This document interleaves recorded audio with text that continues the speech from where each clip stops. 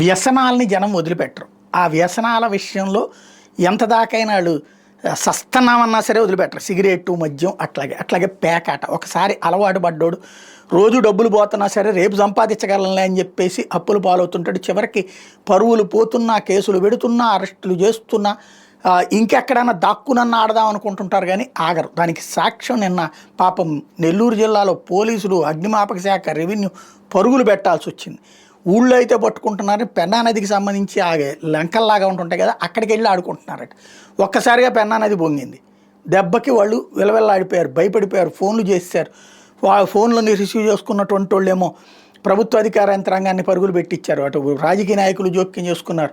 చివరి కాలంలో 15 మంది దాకా అక్కడ చిక్కుపడిపోతే 9 మందిని రక్షించగలిగారు. ఇంకా వాళ్ళ కోసం మిగతా వాళ్ళని తీసుకొచ్చేటటువంటి ప్రయత్నం చేస్తున్నారు. ఒక పేకాట కోసం జరిగింది ఇదంతా కూడా. పోనీ అక్కడ ఏదో దాన్ని ఏమంటారు, మన గేదెలు పట్టుకుపోయి వ్యవసాయం చేసేటటువంటి వాళ్ళు, లేకపోతే కనుక రైతులు, లేకపోతే వాళ్ళకి సంబంధించినటువంటి గేదెలు, పశువుల పెంపకందారులు అయితే అనుకోవచ్చు.